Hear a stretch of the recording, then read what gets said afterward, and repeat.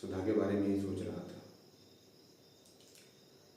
मैं सोच रहा था वो कहाँ होगी, कैसी होगी, क्या कर रही होगी।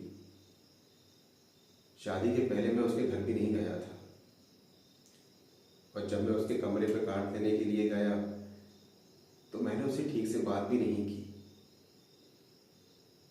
अब वो पहले ऐसी बात भी नहीं रही है। मैं उसे बिल्कुल भी नहीं चाहता हूँ, लेकिन पुरानी यादें हैं जो कभी कभी आ जाती हैं और मन फिर सोचने लगता है। मैं ये सोच रहा था कि ऐसी कौन सी बात थी जो सुधा ने आज तक मुझसे कही नहीं, हमेशा छुपाए रखी। मैंने उसे बहुत सारा वक्त दिया है, लेकिन अब समझ में मुझे आता है वो सब इतना ज़रूरी नहीं था। सिर्फ मेरा मन था जो उसकी तरफ चला जाता था। एक वक्त था जब सुधा मेरी आदत बन गई थी, और जब वो आदत पूरी नहीं हुई तो मैं बहुत बुरी तरीके से खाली हो चुका था। लेकिन अब मैं पूरी तरह से बदल चुका हूँ, उस रास्ते पे बिल्कुल भी नहीं हूँ।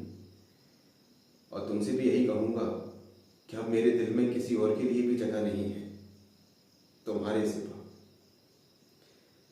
अब मैं तुम्हारे साथ एक सीधी, सच्ची और सुकून भरी जिंदगी जीना चाहता हूँ, बिना किसी दिखावे के, बिना किसी उलझन के, बिना किसी झूठ के। चंद्रमुखी, तुम मेरे लिए बहुत खास हो, और सबसे बड़ी बात यह है कि तुम मुझे समझती हो। मेरे बिना कहे भी बहुत कुछ बातें समझ जाती हो, इसीलिए मैं तुम्हारे और करीब आ गया हूँ। और मैं नहीं चाहता कि हमारी खुशियों के बीच किसी प्रकार की यादें आके खड़ी हो जाए, इसीलिए मैं सब पहले ही छोड़ चुका हूँ।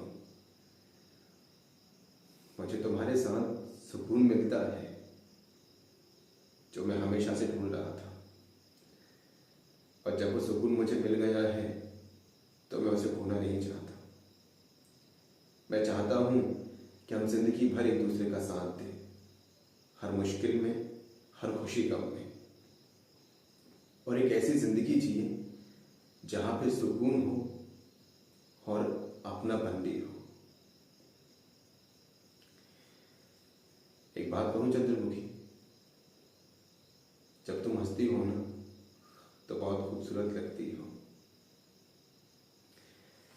पहले मैं तुम्हारे ऊपर ध्यान नहीं देता था, लेकिन अब तुम मेरी आदत बन गई हो, और मेरे हालात अब ऐसे हो गए हैं कि तुम्हारे बिना मैं अधूरा हूँ, पूरी तरीके से अधूरा। बस यही चाहता हूँ कि रिश्ता कभी न टूटे, यह रिश्ता हमेशा दिन ब दिन और मजबूत होता जाए, जैसा रिश्ता हम बनाना चाहते हैं। क्योंकि अब मैं पूरी तरीके से दिल से तुम्हारा हो चुका हूँ।